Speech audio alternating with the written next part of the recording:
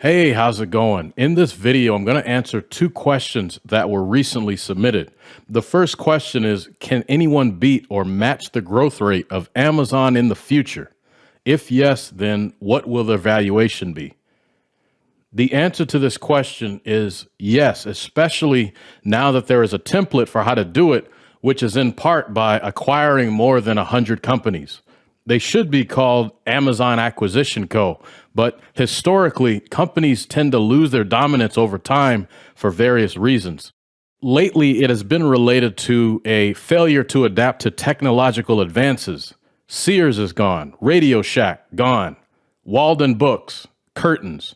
Yahoo was number one, now they're number two. eBay was number one, now they're number two. So this shows that a company in last place can ultimately become number one. Even scarier, the company that might surpass Amazon may not even be born yet. If you recall, Facebook randomly appeared out of thin air to supplant MySpace.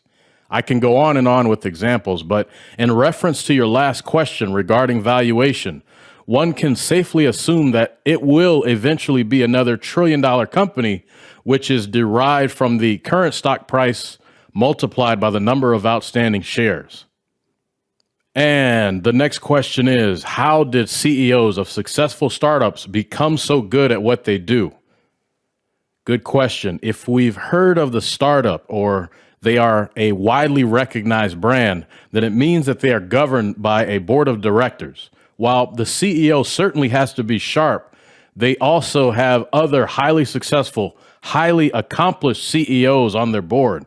The combined wisdom of a board is priceless. Their function, among other things, is to aid in decision making. So the CEO gets to take credit for any level of success, regardless if they came up with the original idea. If you look at many of the CEOs we know by name, the companies in which they head are merely building on what's already been done because of advances in technology. The iPhone is basically a Palm Pilot with internet. The Tesla is a vehicle powered via rechargeable lithium-ion batteries instead of gas. Amazon is essentially a virtual version of Walmart and Costco. And another point I want to make is if the CEO is venture backed, it means that they have financial help from banks and other resources. And most lofty ideas and goals require substantial capital allocation. For example, you can't fly to the moon without money, even if you have the scientific capacity to do so.